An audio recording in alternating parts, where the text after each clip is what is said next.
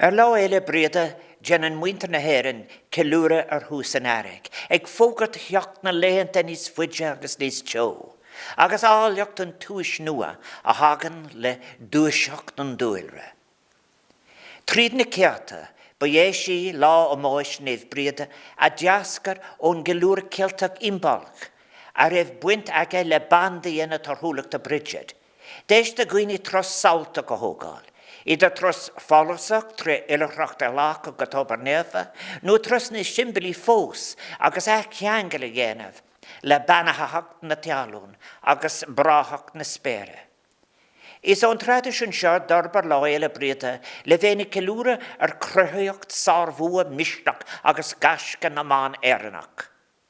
Is an géad lá a bhí fiabhra a dhéanam míad ceiliúra ar héal néh bríd a raibh aithne éris a seans dar mar bhandaí a Bridget, ben comachtach agus ina bhan patrún ar sláánú na halíana, darthúlacht agus talmhaíocht ganach a bheag anna lua. Ba bhainní néh bríd ar dúilteach sé ghlaco le nósfaracht a linne, bena bhí timnathe don nua ólaíocht I réimse an idicis, agus trína híireachtaí cinnú dhéanamh de, gur éisteach lena go is socaí a raibh ceannas ag na fir an, bégandí ochtach neamh gnáthach a dhearam chuí féin, constig go háú, agus né bhain teach sláánú ach legan nuad a cuasaí a corana áit. Nach ábhartha mar sin go dogamid chun cuimhnaí in ár gús cuimse rathe. Tá na glúnta de bhaná éireannacha tar éis tearaf a bhaint óna hinsprád agus óna haireacht.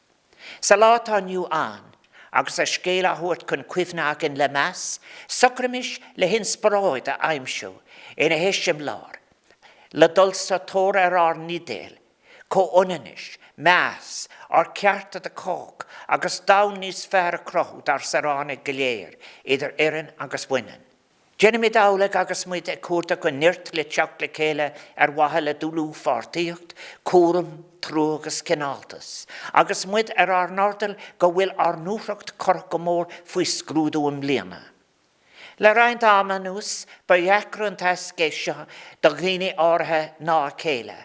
Misneach a criniú, go lácha siad spás faoi le in ar go cuimhne agus ar go gníomhíte.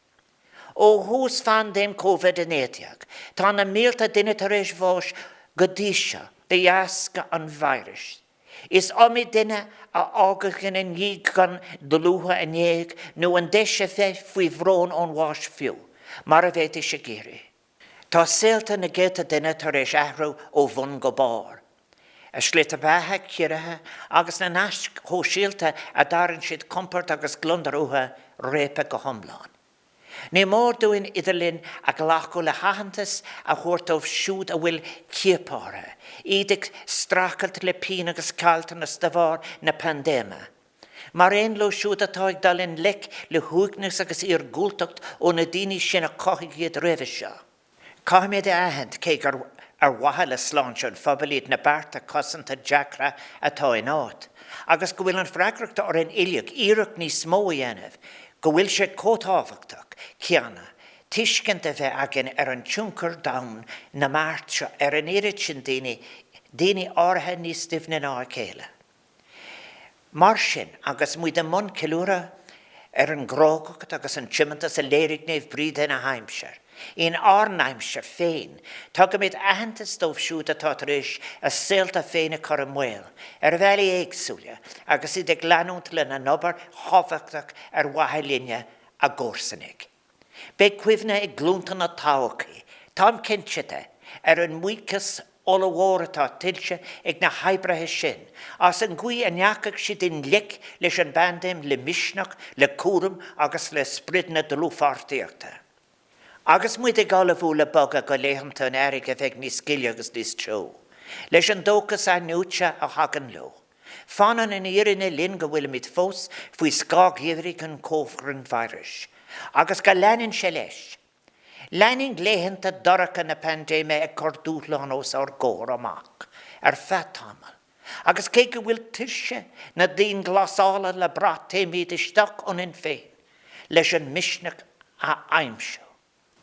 Tá sé tábhacht go man chréibh sin dargadis. Gynenter cilúra an salas a hagan ónor go ígris leis an dúchlan a haro. An gwy céine a mag amid ó héasúr go séasúr. Ní ada go meg dere leis an jaar céim seo. Luan nach caintio ó áran Caribeach linn, Garabé cahaf na heimsere leis gachrota. Time heals everything. Brahan cén ada warishe, agus cén costas a bheile falling das den cuidis mó na céimen a lacamid in niu ars na seachtaní amach roin. Tugan an tarach deis na dúin, lear tíocht ar an a bheocan, a núcan, a córu a shairi agus a os. Godagam I délia gara. Mar sin na niu ar lá eile briada, agus connacht an erig ag dridum linn. Gavanam mit suckers a dlú fartíocht, agus gomun mit solas, óna clic lúha a chiochig leis an arach agus le háhas an taureg. Cé go bhfuil achar fós le teiste lagin, is áhas é seo a bheith ag fánach linn ar an téhheile. Berbanacht,